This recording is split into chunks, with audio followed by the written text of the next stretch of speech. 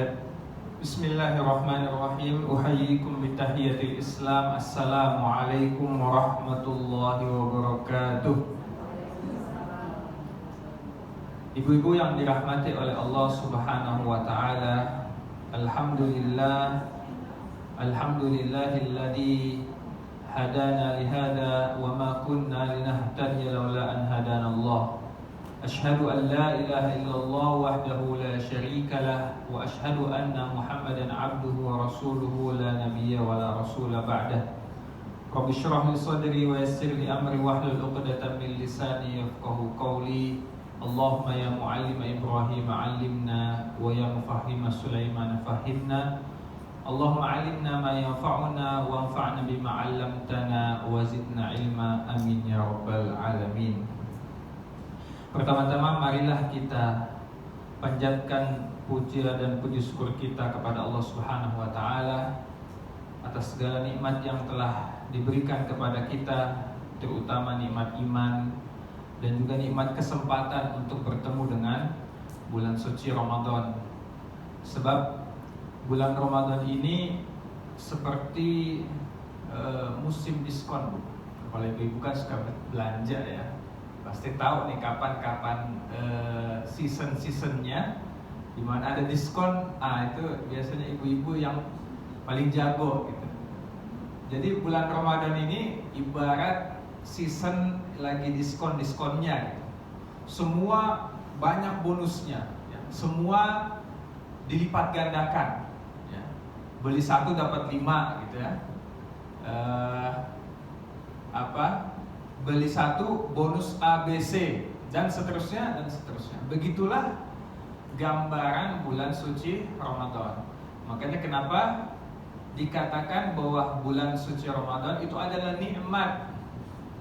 Bahkan para ulama dan salafus saleh saking menikmatinya bulan Ramadan, sama nih kayak ibu-ibu kalau lagi nunggu diskon, dipantengin terus, diperhatikan terus, dicatat ya, dikejar kapan bulan Ramadan datang. Bahkan para ulama dan salafus saleh itu menunggu 6 bulan sebelumnya.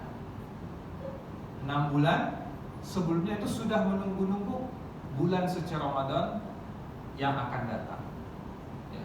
3 bulan menjelang Ramadan mulai persiapan ya. Mulai belajar lagi tentang fikih puasa, mulai baca-baca lagi tentang ketentuan-ketentuan di bulan suci Ramadan, mulai baca lagi tentang fadilah-fadilah yang harus dikejar selama bulan suci Ramadan. Sehingga ketika masuk Ramadan sudah langsung bisa gaspol kalau kata anak zaman sekarang gitu ya. Sebab Ramadan ini adalah bulan maraton ibadah. Yang namanya maraton itu harus continue ya. Perlu strategi, jangan sampai semangat di awal, di tengahnya udah loyo ya. Padahal ya Rasulullah SAW dan para sahabatnya itu justru di 10 malam terakhir itu adalah puncak-puncaknya ibadah. Kita ini kebalikan. Seringkali malam pertama Ramadan, banjir itu masjid. Buka puasa di mana-mana ya, meriah ya, semarak. Tapi giliran menjelang 10 hari terakhir justru mengalami peningkatan yang signifikan ya, mengalami kemajuan yang signifikan. Safnya semakin maju ya, benar nggak Bu? Kemudian apalagi ya, semakin sepi masjid itu dan ibadahnya malah semakin loyo. Oleh sebab itu ya, mumpung kita masih di awal-awal bulan Ramadan ini, mari kita persiapkan diri kita untuk maraton ibadah. Dan ingat ya, ancang-ancang dari sekarang untuk mempersiapkan 10 malam terakhir di bulan suci Ramadan. Sebab di sana nanti ada malam Lailatul Qadar yang nilainya lebih baik daripada 1000 bulan. Bayangkan Bu, kita kalau infak di dalam malam Lailatul Qadar Rp5.000 misalkan, itu maka sama dengan nilainya kita infak Rp5.000 setiap hari selama 1000 bulan. Berapa rupiah tuh Bu kalau dikalikan? Kebetulan matematika saya nggak terlalu bagus nih ya. Jadi saya serahkanlah kepada ibu-ibu untuk menghitung. Kalau kita sholat 2 rakaat saja pada saat malam Lailatul Qadar, berarti sama nilainya dengan kita sholat setiap hari selama 1000 bulan. Umur kita saja belum tentu nyampe. Nah, oleh sebab itu, sekali lagi, mari kita persiapkan. Jamaah yang dimuliakan Allah, izinkan saya untuk sedikit berbagi tentang satu judul yang cukup penting di dalam agama kita, tentang satu tema yang sangat penting di dalam akidah kita. Mohon digarisbawahi ya, penting di dalam akidah kita. Nanti akan saya jelaskan apa kaitannya Palestina dengan akidah. Kok disangkut pautkan antara isu Palestina, Masjid Al-Aqsa dengan akidah kita? Apa korelasinya? Nah, itulah yang kemudian insya Allah akan kita bahas pada pagi hari ini. Mengapa Palestina diberkahi dan tentunya apa peran kita untuk kemerdekaan Palestina? Kalau pusing lihat tulisan Arabnya, nggak usah dilihat gitu ya, didengarkan saja. Yang pertama yang menjadikan tanah Palestina itu diberkahi adalah legitimasi langsung dari Allah Subhanahu wa Ta'ala. Jadi Allah lah yang langsung mendeklar bahwa Palestina adalah tanah yang Allah berkahi. Sebagai orang yang beriman, kalau Allah sudah mengatakan A, maka sebenarnya cukup buat kita. Gak perlu lagi ada penjelasan, gak perlu lagi ada dalil, gak perlu lagi ada rasionalisasi. Kenapa, dan kenapa? Ya, sebab yang mengatakan Allah, ya, yang membuat statement itu adalah Allah Subhanahu wa Ta'ala. Tetapi kiranya kita juga perlu ya untuk mengetahui apa sih alasannya. Fungsinya apa? Pertama, untuk menambah keimanan kita. Jadi ketika ada seorang muslim yang bertanya, kenapa Allah syariatkan A? Kenapa Allah tetapkan B? Kenapa Allah halalkan yang ini? Kenapa Allah haramkan yang ini? Itu bukan meragukan syariat Allah, tetapi dalam rangka meningkatkan keimanan kita. Kita semakin yakin, kalau kita tahu alasannya, maka keimanan kita semakin kuat. Begitulah juga yang dicontohkan oleh Ibrahim alaihissalam, ya, dan juga Nabi Musa alaihissalam ketika bertanya kepada Allah Subhanahu wa Ta'ala, bukankah mereka adalah nabi yang 100% ya sudah melalui check and recheck ya, dari Allah Subhanahu wa Ta'ala, sudah stempel bahwa ini adalah orang yang kuat keimanannya, makanya digelar sebagai seorang nabi. Nah, di antara ya pernyataan Allah Subhanahu wa Ta'ala yang menjelaskan bahwa tanah Palestina adalah tanah yang diberkahi adalah surah Al-Isra ayat pertama. Yang ini biasa dibawakan ketika memperingati Isra dan Mi'raj. Allah berfirman, A'udzu billahi minasyaitonir rajim, subhanalladzi asra bi 'abdihi lailan minal masjidil haram ilal masjidil aqsa alladzi barakna haulahu linuriyahu min ayatina innahu huwas samiul alim. Maha suci Allah ya, yang telah memperjalankan hambanya ya. Jadi Isra itu dari kata asra ya, berjalan ya, dan itu dilakukan pada malam hari, lailan ya. Nabi Muhammad SAW diperjalankan oleh Allah Subhanahu wa Ta'ala pada malam hari. Dari mana?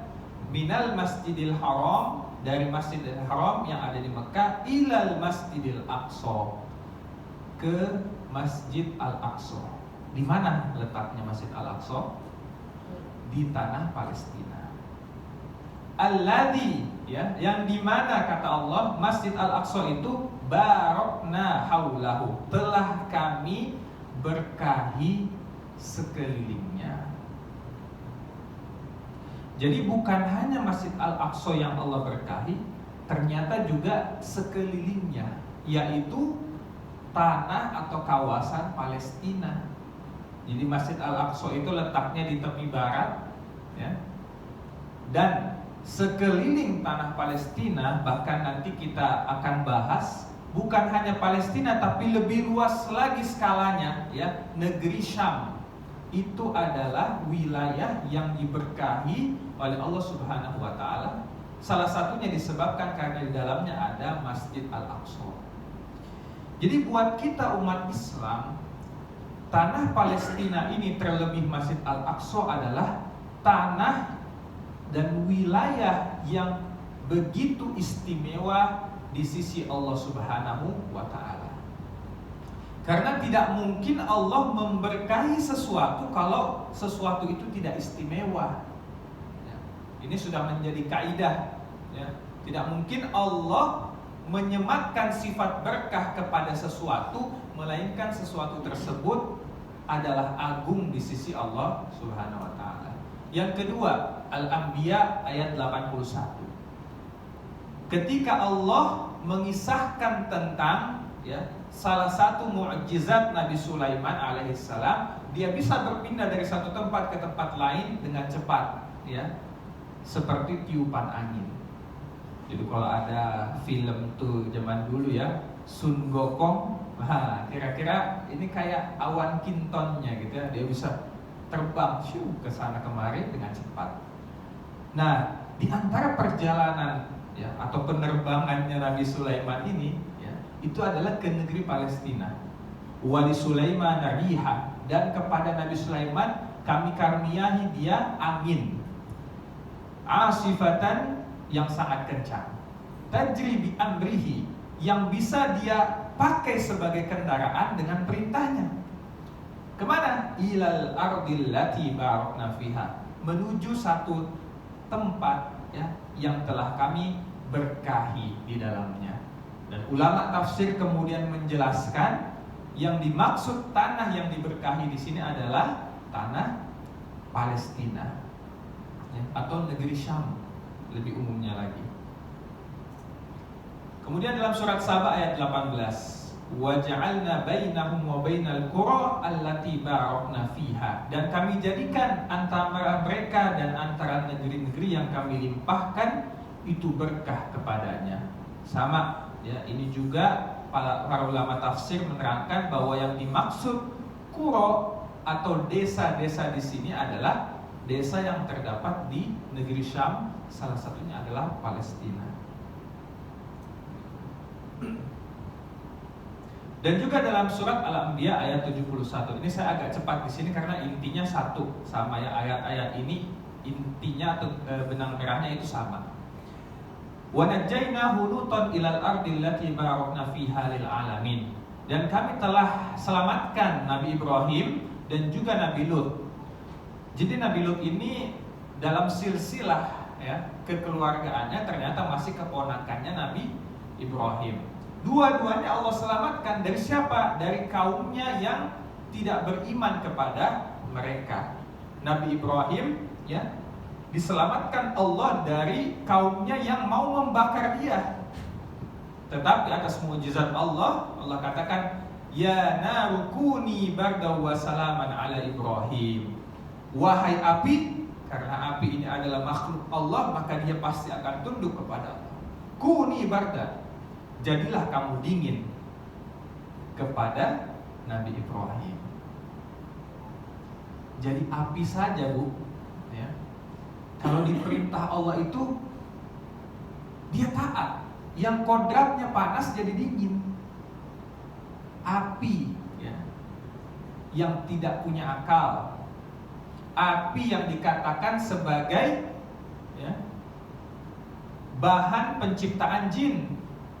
Api yang akan nanti dipakai untuk membakar orang-orang yang berdosa di neraka, tapi masih taat kepada Allah Subhanahu wa Ta'ala.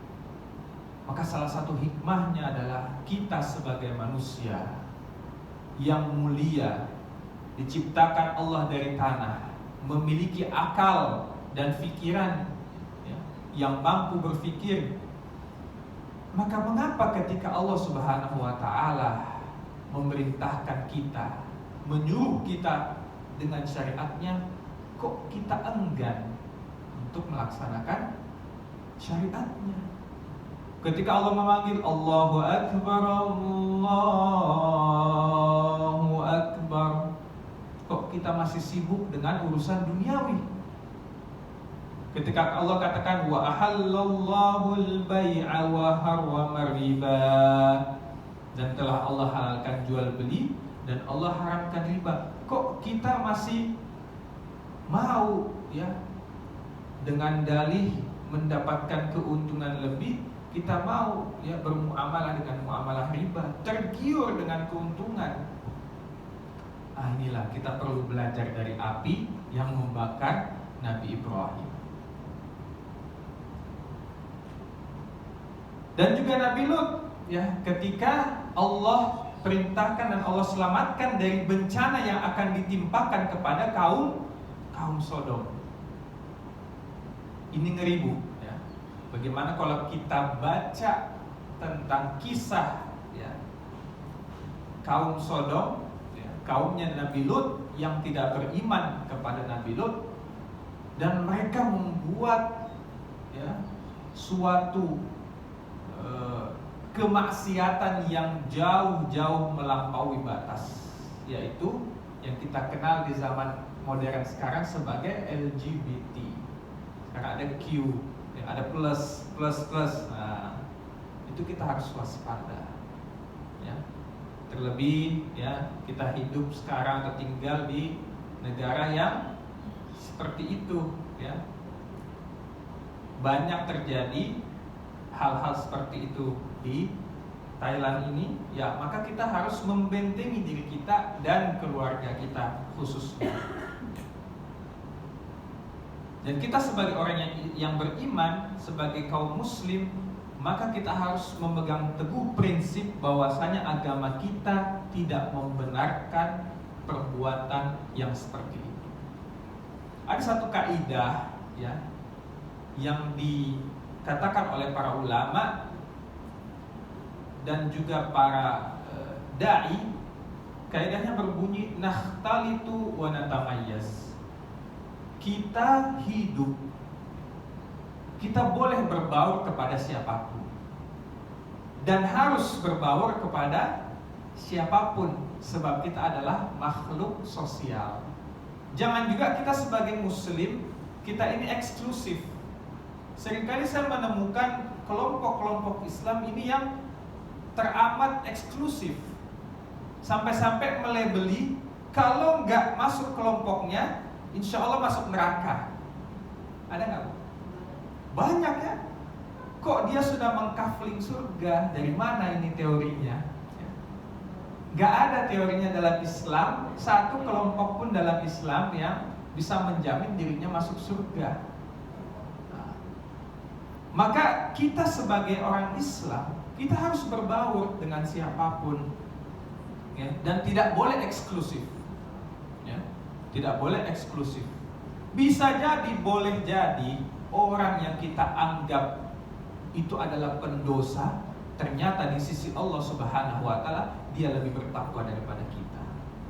Boleh jadi orang yang kita anggap menyimpang ya, ternyata nanti di akhir hayatnya dia taubat dan derajatnya ditinggikan oleh Allah Subhanahu wa Ta'ala.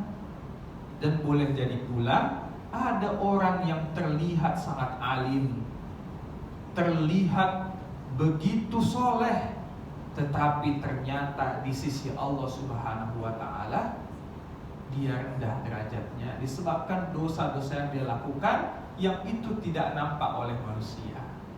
Bisa jadi saat dia sendiri ya, dia melakukan dosa.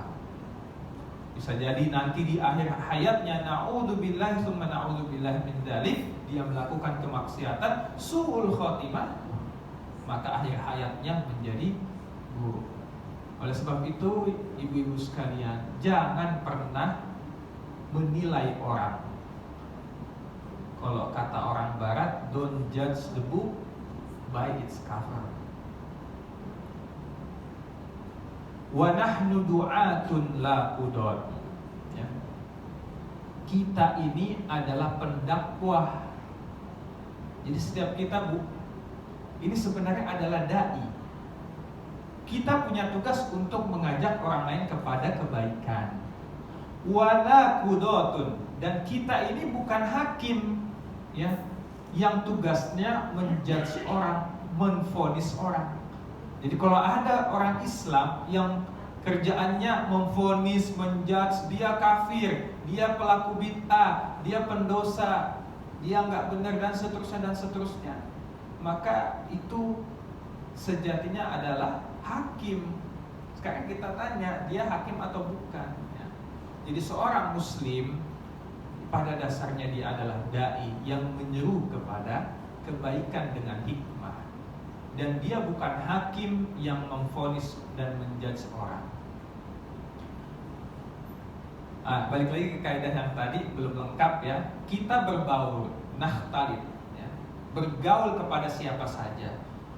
Wa natamayyaz, akan tetapi kita punya prinsip yang harus kita genggam dan kita pegang erat-erat. Jangan kita bergaul dengan preman, kita ikut mabok, kita ikut minum, ya. Jangan kita bergaul dengan orang yang LGBT, kita ikut miring, gitu ya. Kita punya prinsip, ya. Syukur-syukur kalau kita bisa mempengaruhi mereka dengan kebaikan, ya. Maka perlu kita untuk membentengi diri. Kalau kita merasa kita belum cukup mampu membentengi diri, maka jangan sering-sering, ya, bergaul dengan yang buruk, sebab itu akan mempengaruhi kita. Makanya ibu-ibu sekalian, kita ini dalam hidup, ya, perlu ada momen-momen di mana kita berkumpul dengan orang-orang baik. Makanya insya Allah ini majelis ta'lim ibu-ibu, ya, itu adalah dalam rangka mencas keimanan kita. Kita kumpul, kita ketemu dengan orang-orang yang kita anggap baik, dan insya Allah semua yang hadir di sini di hadapan Allah Subhanahu Wa Taala merupakan orang-orang yang soleh dan soleha. Amin ya Rabbal Alamin. Maka kita perlu punya satu, ya, waktu yang kita, ya, alokasikan, entah itu seminggu sekali, 1 bulan sekali, tapi jangan kelamaan, 5 tahun sekali. Nah, itu mah keburu lobet, Bu, ya. Udah nggak dicas, ya, bertahun-tahun, nah, nanti lama-lama rusak itu baterai, ya.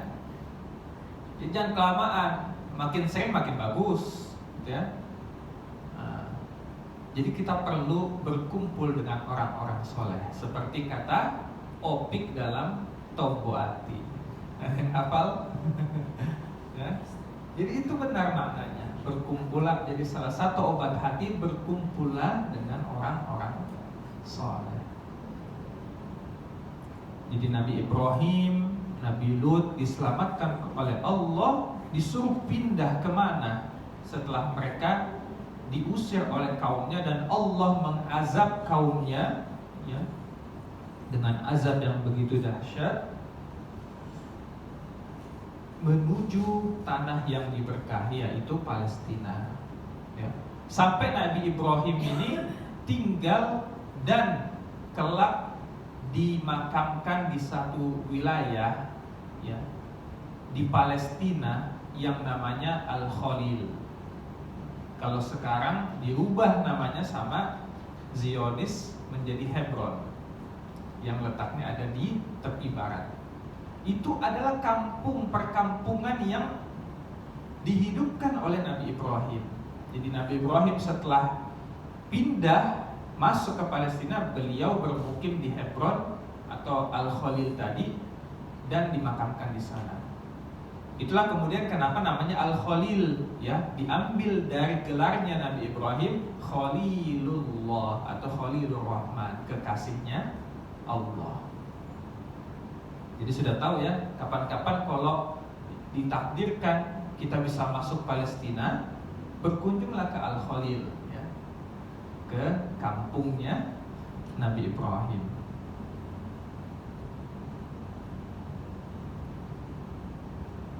Al-Maidah ayat 21, ya, sama, ini menunjukkan semuanya ayat-ayat ini tentang keberkahan, ya, tanah Syam, tanah Palestina.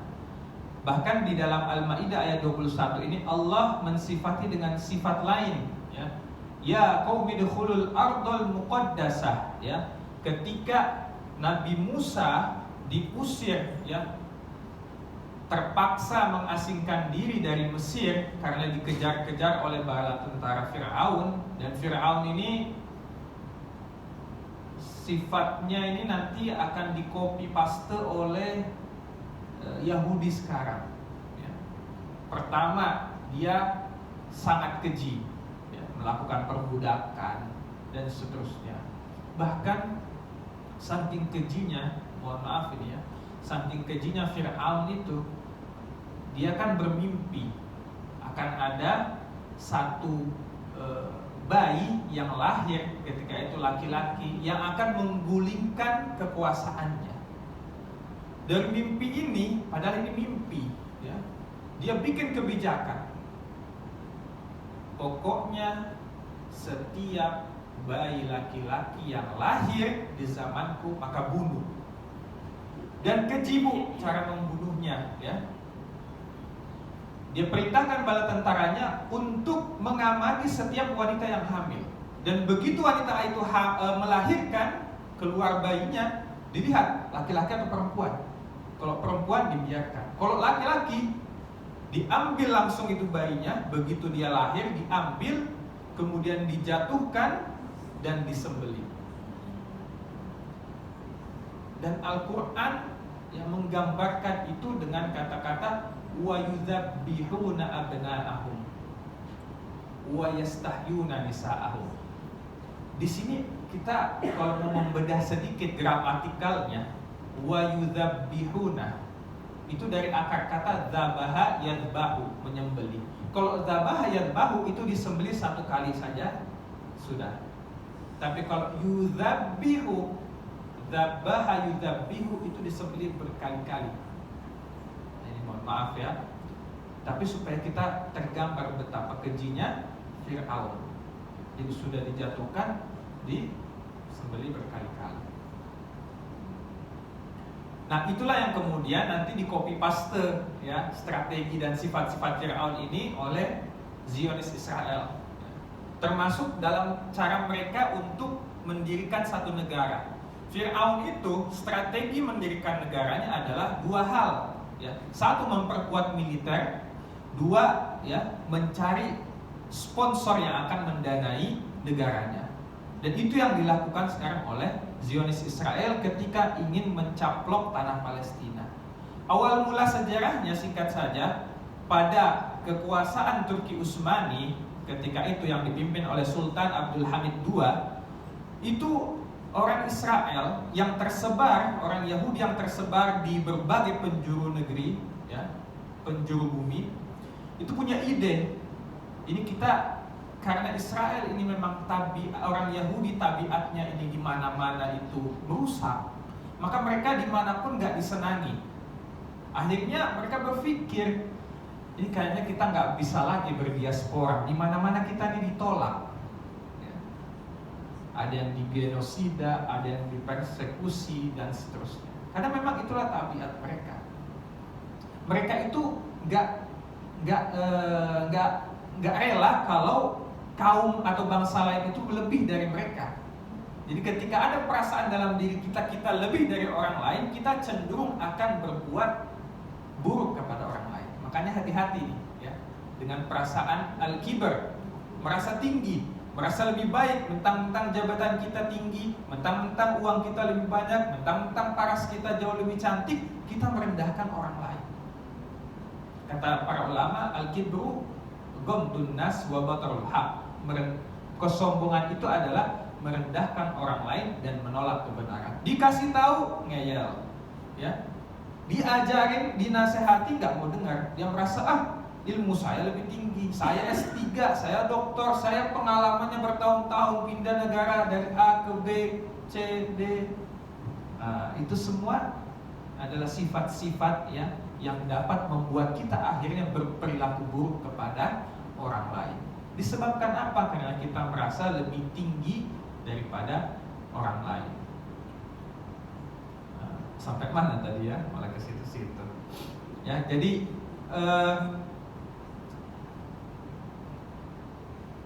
orang-orang Israel yang tersebar ini kemudian melalui salah satu tokohnya Theodor Herzl, ya, itu membuat satu grand design. Ya. Di sanalah mereka mulai memunculkan satu ide bahwa kaum Yahudi harus disatukan dalam satu tempat dan wilayah dan membentuk negara. Lantas mereka mencari-cari di mana ya ini negara yang mau kita duduki. Kemudian disepakatilah negara Palestina. Yang ketika itu sudah ada penduduk asli Palestina. Ya, nanti kita sedikit bahas kalau ada waktu akar sejarah Palestina dan siapa sebenarnya orang asli Palestina yang dari dulu sudah ada di situ. Intinya adalah orang-orang Arab ya, kaum yang memang dari dulu. Bahkan kalau ditarik keturunan-keturunannya nanti nyambung kepada Nabi Ibrahim. Nah, kemudian mereka datanglah kepada Sultan Abdul Hamid II, Khalifah Turki Utsmani. Kenapa mereka datang ke Sultan Abdul Hamid? Ini merupakan satu bukti nyata bahwasanya saat itu Palestina dimiliki oleh kaum muslimin. Ini sudah jelas sejarahnya ya. Jadi siapa yang merampas dan siapa yang memiliki dari dulu. Kenapa mereka datang? Gak langsung datang aja ke Palestina. Kenapa mereka malah ke Sultan Abdul Hamid? Dan apa yang mereka lakukan ketika mendatangi Sultan Abdul Hamid? Mereka meminta, wahai Sultan, saya mau minta nih satu tanah yang ada di bawah kekuasaan kamu, ya, yang secara legal itu dimiliki oleh dinasti Ottoman. Dia minta, ya. Apa kata Sultan Abdul Hamid? Ya nggak bisa dong, ini tanah warisan kaum muslimin. Masa saya kasih kepada orang Yahudi? Kan kurang lebih begitu dialognya. Sampai beberapa kali ya ditawarilah nanti saya bangunin university ya, ke Sultan Abdul Hamid ya sebagai tukar gulingnya. Nanti saya kasih pendanaan dan seterusnya. Tapi Sultan Abdul Hamid II tetap tegas, tidak, no, ya. Sudah final bahwa ini adalah tanah warisan kaum muslimin. Dan Sultan Abdul Hamid II juga kenapa begitu tegar mempertahankan tanah Palestina? Karena dia paham ini adalah tanah yang diwariskan kepada umat Islam. Maka nggak mungkin warisan ini saya kasih dan serahkan kepada orang lain. Sampai kemudian pecahlah Perang Dunia, Turki Utsmani runtuh, lalu Inggris berkuasa, barulah orang-orang Yahudi ini datang kepada Inggris meminta, wahai Inggris, penguasa dunia saat itu, saya mau minta nih tanah. Dikasihlah sama Inggris karena sudah dicaplok waktu itu karena Perang Dunia, akhirnya runtuh Turki Utsmani, tanah Palestina dicaplok oleh Inggris dan dibagikan, dikasih kepada Yahudi. Jadi sebenarnya aslinya ini siapa yang merampas dan siapa yang dirampas ya. Sekarang mereka seakan-akan maling teriak maling gitu ya. Mengatakan bahwa ini adalah tanah hak kami, ya, ini adalah tanah yang dijanjikan kepada kami. Kalau kita tarik sejarahnya justru mereka lah yang meminta dan ujung-ujungnya merampas tanah Palestina. Nah, di dalam surat Al-Maidah tadi ini ayat 21 Allah menegaskan bahwa ini adalah tanah yang muqaddasah, yang disucikan. Kalau ayat-ayat sebelumnya tadi mengatakan tanah yang diberkahi. Nah, maka dalam ayat ini Allah sifati ya Baitul Maqdis ya sebagai tanah yang disucikan ya. Baitul Maqdis sekarang namanya diganti jadi Yerusalem. Nah, disitulah letaknya Masjid Al-Aqsa di tepi barat. Nah, ini kita agak loncat saja ya. Intinya adalah Allah telah memberkahi tanah Syam yang di dalamnya salah satunya adalah tanah Palestina. Yang di dalamnya lagi ada jantungnya namanya Masjid Al-Aqsa. Dan Syam yang dimaksud dengan Syam itu ada 4 ya di zaman modern sekarang. Ada Suriah, Libanon, Yordania dan Palestina. Para ulama sebagian ada yang menafsirkan ditambah satu lagi Mesir ya. Tapi yang paling kuat adalah 4 ini ya. Suriah, Libanon, Yordania dan Palestina. Itulah tanah yang Allah berkahi. Kalau mau di zoom in lagi ada Palestina, di zoom in lagi ada Masjid Al-Aqsa. Jadi circle-nya gitu ya. Circle-nya 4 negara, kemudian lebih kecil mengerucut lagi satu negara Palestina, mengerucut lagi Masjid Al-Aqsa. Kenapa ada pengerucutan, ada circle-circle ini? Nanti kita akan jelaskan. Dan negeri Syam ini kenapa diberkahi selain tadi ya, ada Palestina, ada Masjid Al-Aqsa, juga merupakan tanah tempat persinggahannya para nabi dan rasul. Ya. Bahkan ada yang dilahirkan di sana, ada yang dimakamkan di sana. Ya. Dan seluruh nabi dan rasul dari zaman Adam sampai Nabi Muhammad SAW itu pernah dikumpulkan di Masjid Al-Aqsa. Kapan?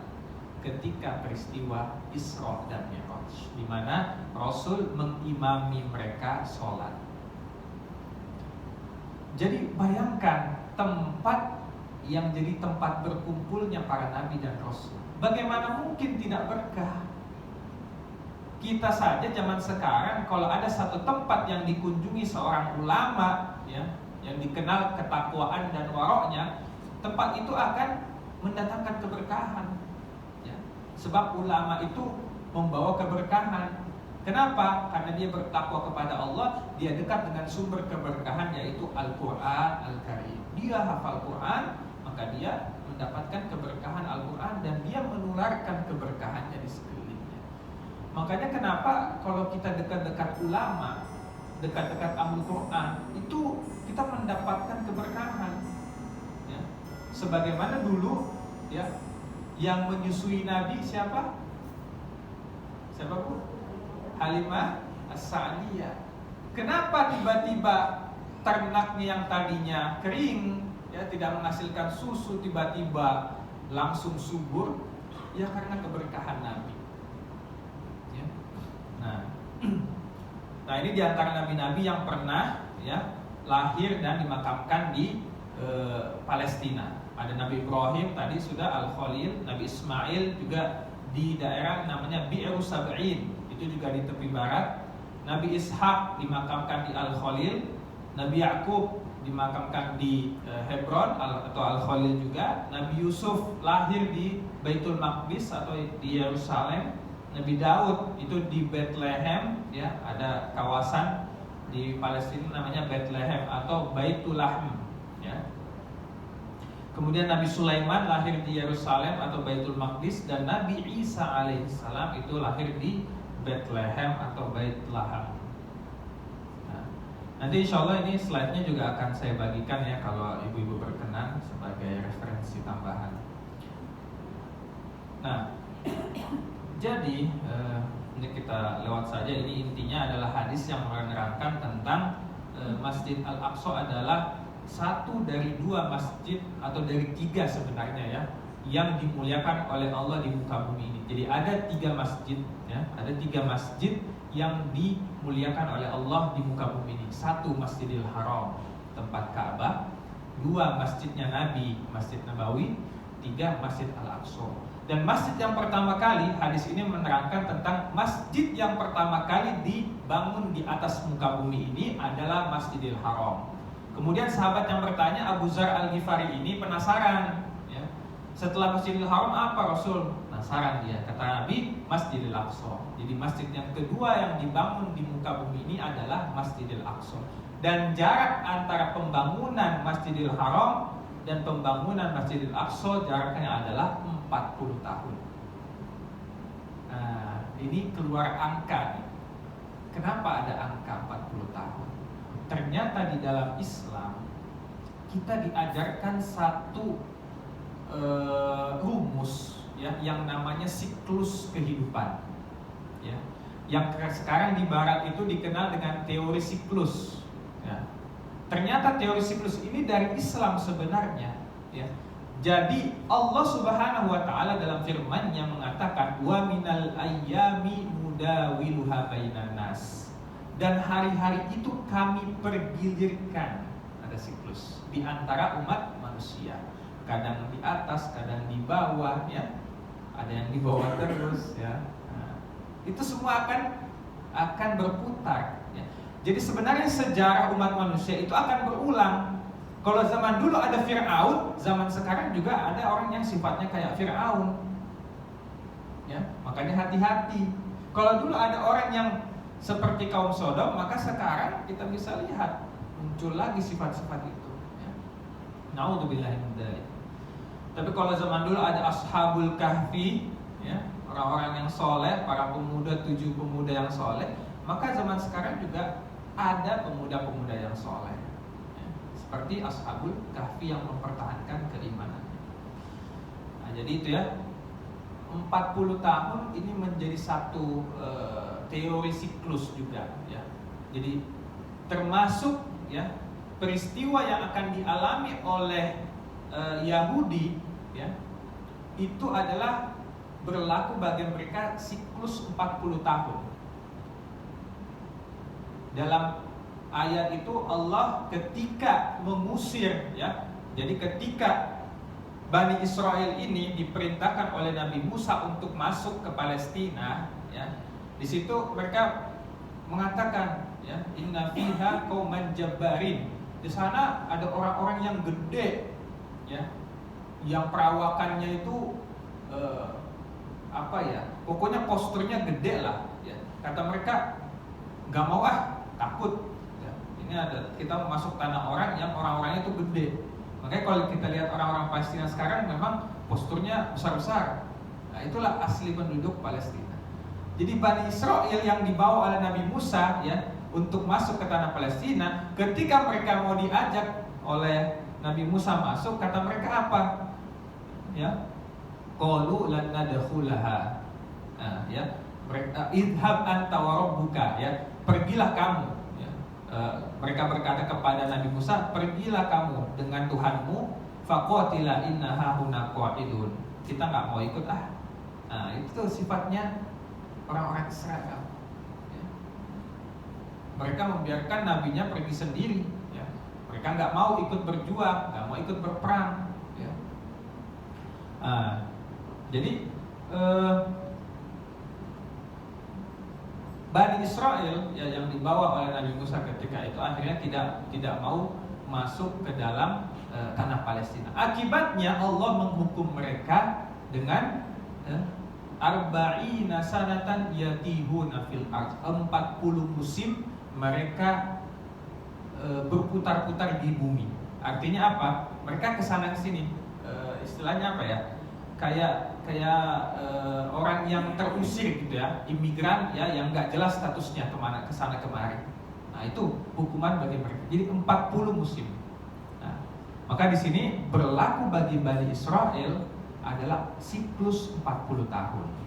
Dan nanti kita lihat ada satu penafsiran dari Syekh Ahmad Yasin ya, pendiri gerakan Hamas di Gaza, gerakan perjuangan, itu mengatakan bahwasanya semenjak perjuangan di Palestina itu muncul ya, itu akan berlaku siklus 40 tahun yang diprediksi nanti akan berakhir di 2027. Di situ kemudian akan terjadi satu peristiwa besar ya, di mana orang-orang Israel ini akan kalah. Jadi setelah diprediksi, makanya menurut penafsiran Syekh Ahmad Yasin, kemerdekaan Palestina akan terjadi di 2027. Berapa tahun lagi, Bu? Ya, insya Allah semakin dekat. Senang apa gimana? deg-degan ya. Nanti biasa muncul pertanyaan, oh kiamat dong. Nanti kita jawab itu ya. Disimpan pertanyaannya tuh. Nah, ada juga siklus 100 tahun ya. Kata Nabi dalam hadisnya, likulli ra'si mi'ati sanah man yujaddiduna dinahu. Setiap 100 tahun sekali akan muncul orang-orang yang akan memperbaharui agama. Maksudnya memperbaharui agama apa? Bukan berarti membawa sesuatu yang baru ya, karena kata Allah dalam surat Al-Maidah, al-yauma akmaltu lakum dinakum. Pada hari ini telah aku sempurnakan bagimu agamamu. Jadi Islam itu sudah clear, sudah selesai, syariatnya nggak akan ada tambahan lagi. Tetapi yang dimaksud memperbaharui agama adalah menghidupkan kembali. Ya, jadi kalau siklus itu kan akan ada decline-nya ya, ada grafiknya tuh yang naik ya sampai puncak, nanti akan decline. Nah, setiap 100 tahun sekali akan ada yang mengangkatnya lagi. Itu siklus di dalam agama. Jadi intinya dalam kehidupan kita ini berlaku teori siklus. Ya, ada yang 40 tahunan, ada yang 100 tahun, bahkan ada yang mengatakan seperti organisasi atau pemerintahan itu siklusnya 80 tahunan dan seterusnya, banyak teori-teorinya. Nah, kemudian kita masuk kepada fase pembahasan yang kedua. Mudah-mudahan waktunya cukup ya, supaya ada nanti untuk tanya jawab.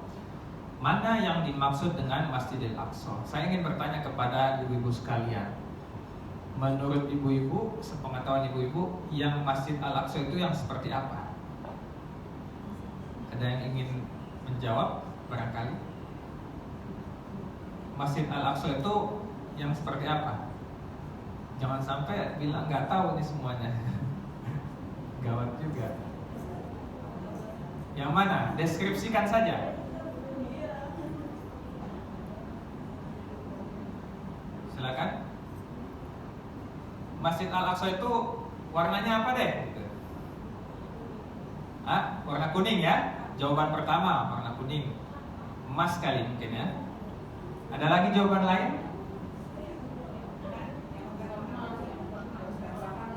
Yang belakangnya. Itu kubahnya warna hijau ya. Saya kunci jawabannya ya. Jadi tadi yang pertama ada yang kubahnya emas. Yang kedua yang kubah yang di belakangnya itu ya, yang kubahnya warna hijau. Ada jawaban lain? 5, 4. Kayak kuis aja ya. Ya, jawabannya dua-duanya belum tepat. Oh, kan? Ternyata selama ini salah saya ya. Inilah pentingnya kita kaji ya. Alhamdulillah kemarin lewat Bu Linda ya. Yang mana Bu Linda ini ya? Ibu. Ya, Masya Allah ya. Jazakillah khairan ya.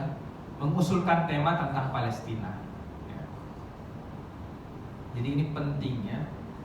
Ternyata ini yang dimaksud dengan Masjid Al-Aqsa adalah satu komplek kawasan yang luasnya 14,4 hektar kurang lebih.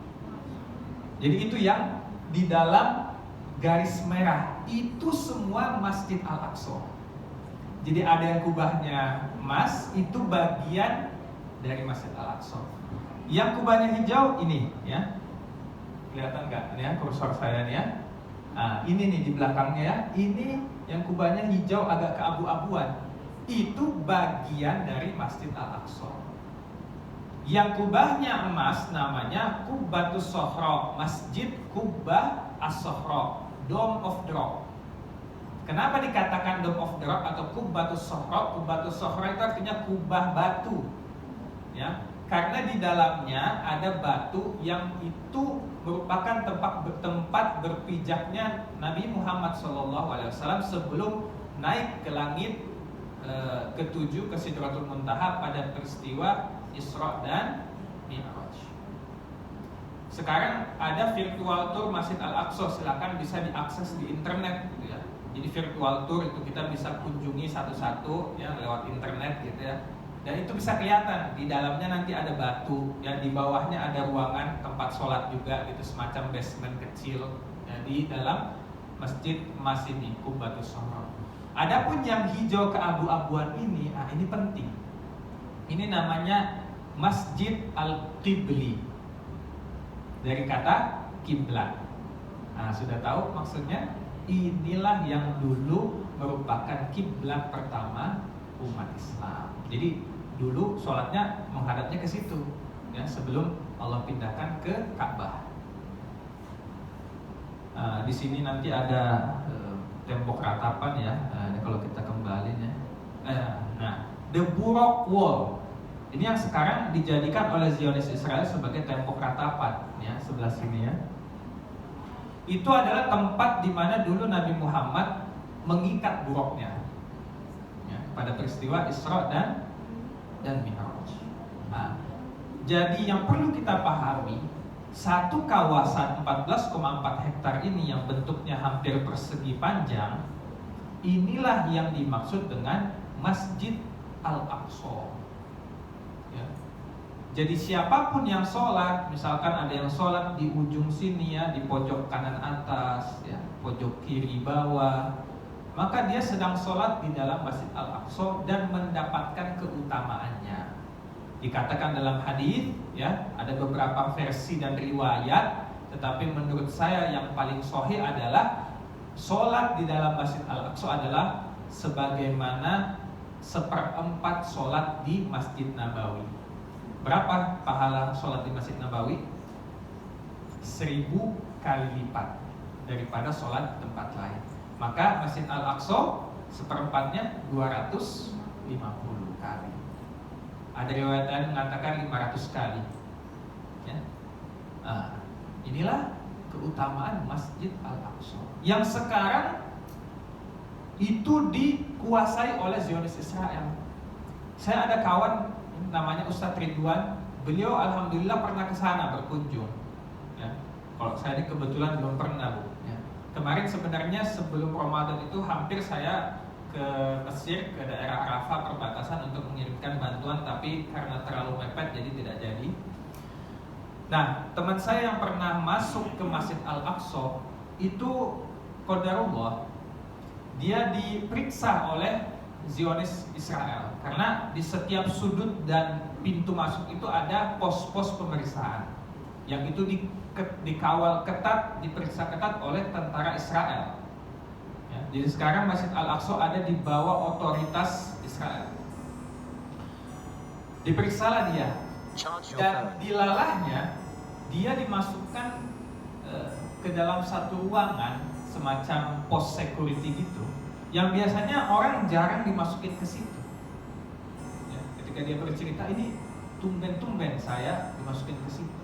Dan ternyata ketika dia masuk ke dalam pos penjagaan itu, di situ dia melihat di mana-mana ada layar monitor, yang itu merupakan CCTV. Dan kata dia, di Masjid Al-Aqsa no blind spot. Tidak ada satupun sudut yang tidak lepas dari pengawasan CCTV-nya orang Israel. Jadi miris, Bu, ya, masjid ya yang diwariskan kepada kita umat Islam, masjid tempat kita ibadah punya orang Islam, tapi ya diperlakukan seperti itu oleh Zionis Israel. Jadi mereka memantau ya setiap sudutnya. Dan tak jarang mereka melakukan penistaan dan menodai Masjid Al-Aqsa. Kita lihat beberapa video ya, mereka melontarkan peledak ke dalam masjid ketika orang-orang sedang sholat. Kemudian juga mereka memperketat untuk citizen Palestina, orang-orang Palestina yang boleh masuk hanya yang umurnya di atas 90 tahun, yang sudah tua-tua, yang muda-muda gak akan bisa masuk. Nah itulah yang dilakukan oleh orang-orang Islam. Gitu ya, tadi keutamanya sudah kita bahas. Nah, dan Nabi Muhammad SAW dalam salah satu hadisnya mengatakan, la tusyaddu rihal illa ila thalath masajid. Tidak boleh kita memaksakan diri untuk melakukan suatu perjalanan untuk tujuan sholat, ya, kecuali hanya pada 3 masjid. Satu apa? Masjidul Haram. Ya, yang kedua wa Masjidul Rasul, ya, Masjidnya Rasul, Masjid Nabawi. Yang ketiga wa Masjidil Aqsa, dan Masjid Al-Aqsa. Kita sering bolak-balik, alhamdulillah ya, yang sering umroh yang haji pasti pernah berkunjung ke Masjidil Haram dan Masjid Nabawi. Tapi sekarang kita mau ke Masjid Al-Aqsa, susahnya minta ampun. Padahal ini Rasulullah menyandingkan ya, Masjid Al-Aqsa, Masjid Nabawi, dan Masjidil Haram dalam satu redaksi. Artinya apa? Ketiga masjid ini memiliki kedudukan yang mulia di sisi Allah Subhanahu wa Ta'ala. Sekarang kita ya, kalaulah misalkan tiba-tiba ada orang yang berbuat onar di Masjid Nabawi, marah nggak kita? Marah, ini masjidnya Nabi ya, kok dinodai? Apalagi di Masjidil Haram ya. Tapi sekarang yang terjadi di Palestina kok banyak dari kaum muslimin yang biasa-biasa aja gitu ya. Tidak ada perasaan sedih atau marah gitu ya. Padahal Masjid Al-Aqsa sekarang dijajah. Dan lebih mirisnya lagi ya, tadi banyak di antara kita yang kemudian salah dalam memahami Masjid Al-Aqsa yang mana. Bagaimana kalau misalkan ya, setengah kawasannya ini sudah dihancurkan misalkan oleh Israel, disisakan masjid yang kubahnya emas saja. Pas kita lihat, oh itu ada Masjid Al-Aqsa masih utuh ya. Atau disisakannya kubahnya hijau, oh itu masih utuh Masjid Al-Aqsa. Gak benar nih kayaknya berita yang katanya Israel menghancurkan Masjid Al-Aqsa. Nah, itu hati-hati ya, lebih miris lagi. Makanya kita perlu belajar. Nah ini ya perkembangan penjajahan Palestina. Yang putih itu sudah dikuasai oleh Israel. Yang hijau itu adalah tanah Palestina. Dan sekarang Gaza juga sudah mulai, ini 2005 ini ya, sudah lama sekali. Gaza ya, di perang kemarin itu bagian utaranya itu sudah dikuasai oleh Israel ya. Bahkan sampai sekarang Israel belum mau menarik pasukannya dari utara Gaza. Makanya ini info terbaru baru saya baca tadi pagi ya. Harusnya gencatan senjata fase pertama itu ya, yang dimulai 19 Januari kalau tidak salah ya, sampai 6 pekan itu harus sudah selesai fase pertama ya. Harusnya masuk ke fase kedua sebagaimana perjanjian ya. Masuk ke fase kedua di mana kesepakatannya harusnya tentara Israel harus ditarik mundur dari Gaza. Jadi clear, nggak ada lagi boleh ada tentara Israel. Tapi nyatanya sekarang di utara Gaza masih bercokol tentara-tentara Israel. Dan mereka bersikukuh nggak mau menarik dirinya. Jadi siapa yang melanggar perjanjian? Sementara Hamas ya, hingga saat ini mereka teguh untuk memegang perjanjiannya.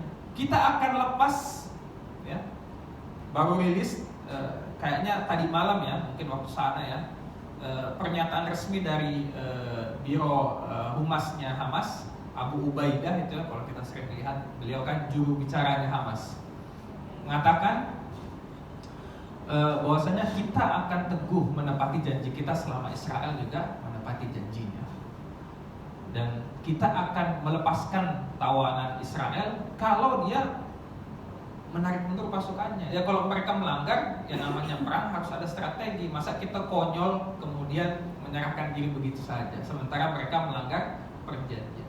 Dan itulah memang tabiat Israel dan Yahudi dari dulu ya, selalu melanggar perjanjian, berkhianat. Bagaimana kisah pengkhianatan Yahudi di zaman Rasulullah ya. Mereka yang pertama kali melanggar perjanjian ya, ketika itu perjanjian Mekah gitu ya, perjanjian Mekah ya. Nah kemudian akhirnya mereka diperangi oleh Rasulullah SAW karena mereka melanggar perjanjian.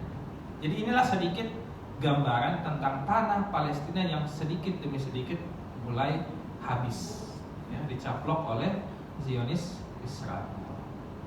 Itu karena sejarahnya memang mereka pengen yang punya tanah yang mereka kumpulkan orang-orang Israel itu, orang-orang Yahudi ya, yang mereka bilang kami berhak. Atas apa klaimnya berhak? Ya tadi pemberian penjajah Inggris gitu ya. Karena dapat stempel dari Inggris, oke kamu boleh tempatin itu nih, saya kasih nih. Akhirnya mereka ngaku-ngaku ini tanah kita nih, berhak saya ya. Padahal itu adalah hasil penjajahan. Nah ini ya, Gaza Strip nih, ini data-data ini sebenarnya ya, data-data yang tidak berkaitan dengan tema kita, tentang malnutrisi yang terjadi di Gaza ini ya.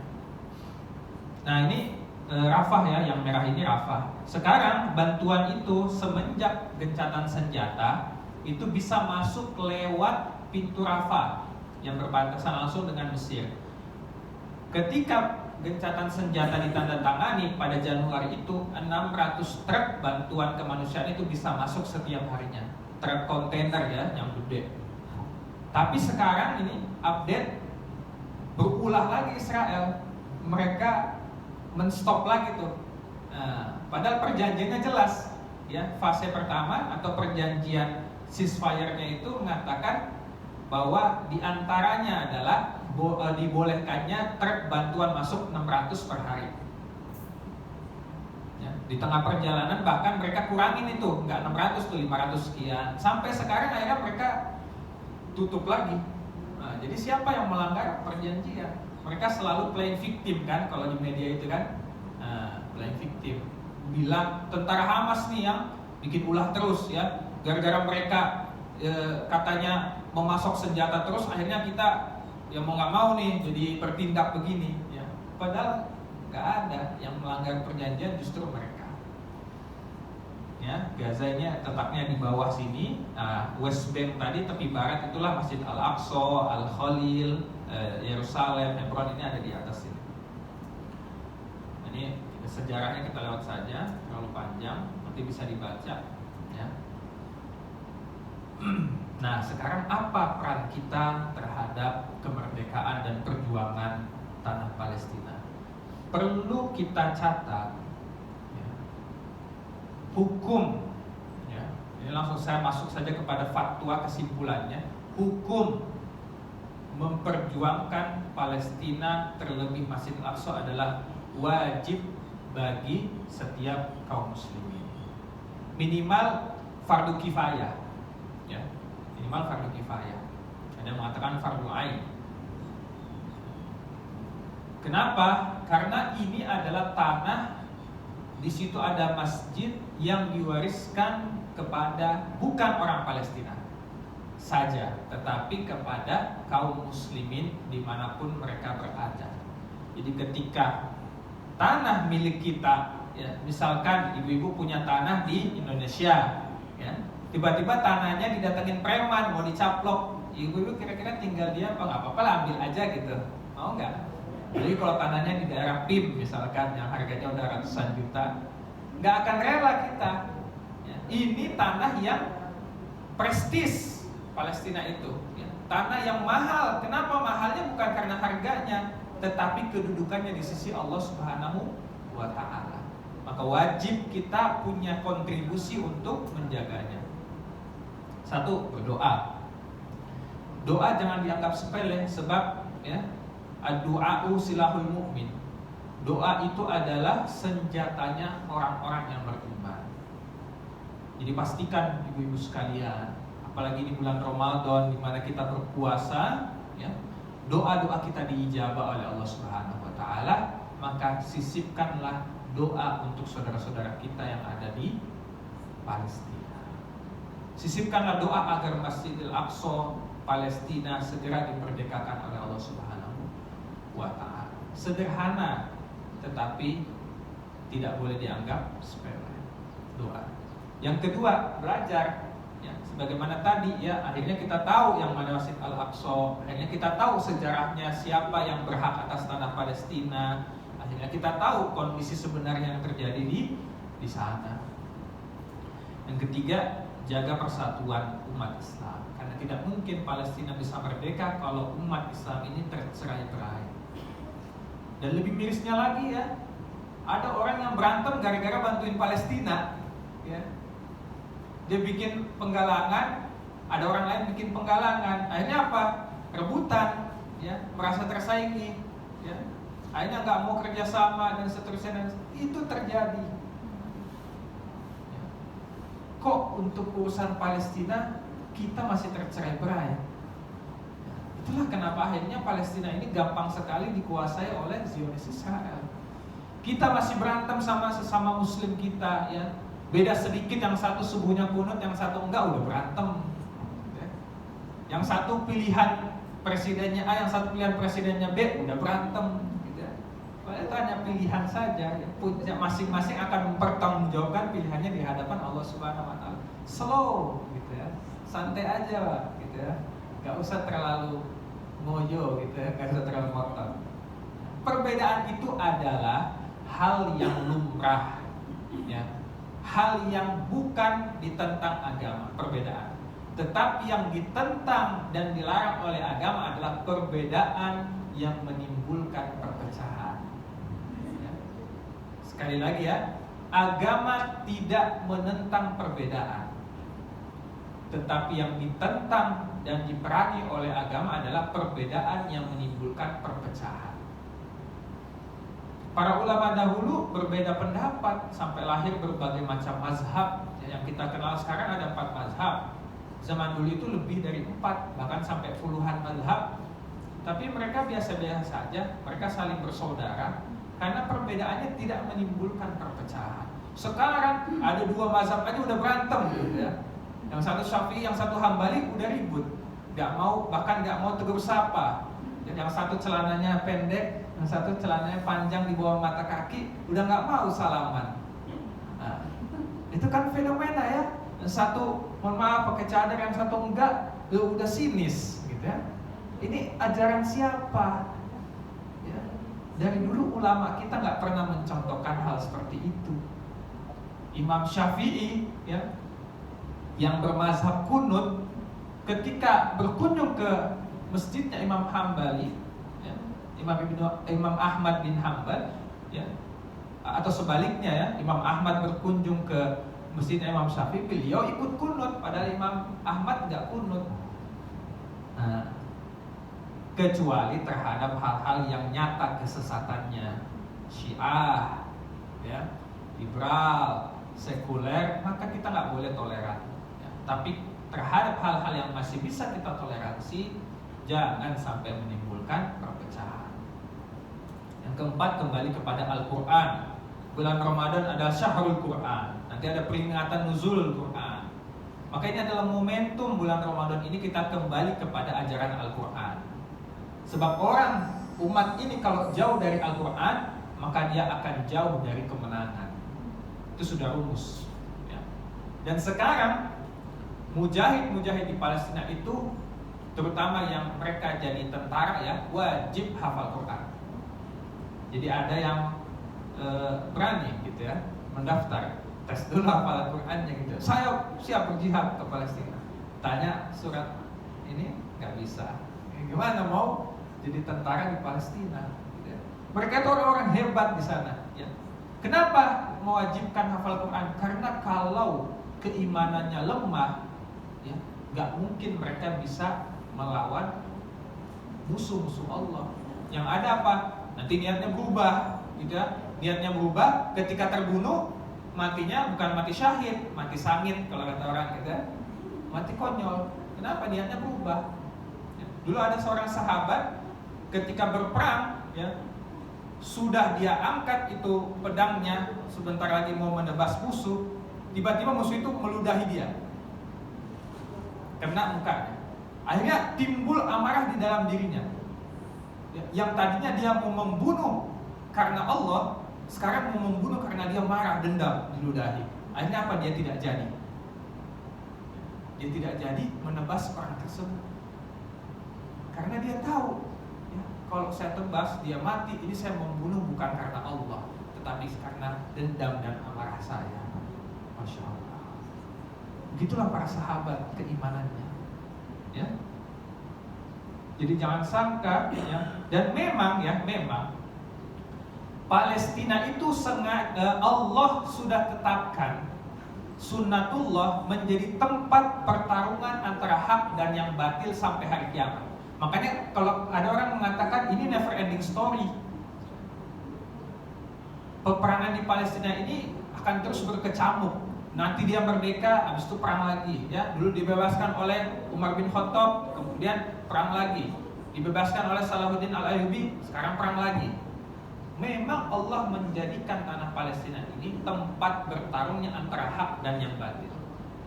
Kenapa? Di antara salah satu hikmahnya adalah Allah ingin melahirkan para pejuang-pejuang yang betul-betul ya, bertakwa dan ikhlas berjuang di jalan Allah Subhanahu wa taala. Makanya kita lihat sekarang lahirlah para mujahid-mujahid yang luar biasa ya. Dan itu tidak mungkin lahir di tempat yang damai-damai saja.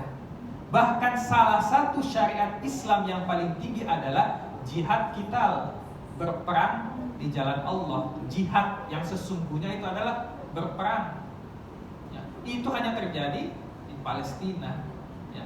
Sekarang nggak ada di tempat lain ya. Yang kelima adalah mengirimkan bantuan. Makanya kami dari Dompet Du'afa juga kemarin sebelum berangkat dilepas, kita berbarengan dengan tim yang juga akan berangkat ke Mesir, ke pintu Rafah untuk menyalurkan bantuan kemanusiaan kepada saudara-saudara kita yang ada di Palestina ya. Ini penting ya, sebab sekarang saudara-saudara kita di sana kelaparan ya. Dan fasenya kami berbincang dengan orang-orang yang di Gaza, di Palestina, mereka mengatakan fase sekarang sampai Lebaran nanti adalah fase bantuan langsung. Karena itulah yang darurat dibutuhkan oleh mereka, makanan, pakaian, obat-obatan. Nanti insya Allah ya, mudah-mudahan gencatan senjata ini tidak dikhianati oleh Israel. Setelah Lebaran baru akan dirancang untuk rekonstruksi Gaza, pembangunan ulang kembali Gaza. Karena kita lihat hancur lebur, nggak ada sisa, itu hanya tinggal puing-puing. Dan diprediksi untuk membangun kembali Gaza itu butuh sekitar 800 triliunan, hampir 3 kali lipat APBN kita ya. APBN kita itu kan 1 tahun 300 triliun ya, kurang lebih, hampir 3 kali lipatnya. Bagaimana mungkin bisa membangun Gaza tanpa bantuan kita ya. Dan Indonesia melalui Kementerian Luar Negeri, kebetulan kami juga kemarin dilepas oleh Wamenlu Bapak Anies Mata ya, dari Kementerian Luar Negeri. Beliau mengatakan kita Indonesia ini sedang mengkonsolidasikan semua lembaga-lembaga yang selama ini bergerak membantu Palestina untuk menghimpun bantuan ya, kurang lebih 3,2 triliun untuk di Ramadan ini ya, 3,2 triliun. Kalau tidak salah ya, ada beritanya, saya agak lupa, tapi kalau nggak salah 3,2 triliun angkanya. Itu target untuk selama bulan Ramadan ini. Mudah-mudahan kita sebagai Indonesia, kita sebagai bangsa Muslim terbesar ya, walaupun sekarang mulai kalah sama Pakistan katanya ya, jumlah kaum musliminnya. Kita juga harus pantas, jumlah bantuan kita dari Indonesia harus sebanding dengan jumlah kita atau status kita sebagai Muslim terbesar di dunia. Malu dong kita negara Muslim terbesar di dunia, tapi jumlah bantuan kita sedikit, bahkan beberapa waktu lalu kalah dengan Malaysia jumlah bantuan kita untuk Palestina. Ya, makanya penting ya kita untuk mendakwahkan ya, infak sedekah bagi saudara-saudara kita yang membutuhkan ya. Dan kami dai ambasador Dompet Du'afa ini disematkan sebagai dai ziswaf ya, yang mengajak ya kepada halayak luas untuk menggalakkan zakat, infak, sedekah dan wakaf untuk kepentingan umat. Dan hari ini tidak ada kaum muslimin yang paling menderita melebihi apa yang diderita oleh kaum muslimin di Palestina. Jadi kalau mau kita pakai skala prioritas, mereka lah prioritas number 1 untuk dibantu. Memang di negeri kita sendiri masih banyak yang membutuhkan, tetapi kita ternyata di dalam Islam ini dituntut untuk memperluas spektrum sosial kita. Jadi kita jangan mempersempitnya. Tetangga saya saja masih susah. Loh, kalau bisa bantu dua-duanya kenapa enggak? Gitu ya. Bisa bantu tetangga, bisa bantu juga yang di Palestina ya. Maka kita harus memperluas spektrum sosial kita, kepedulian kita terhadap sesama Islam, sesama kaum muslimin. Ya.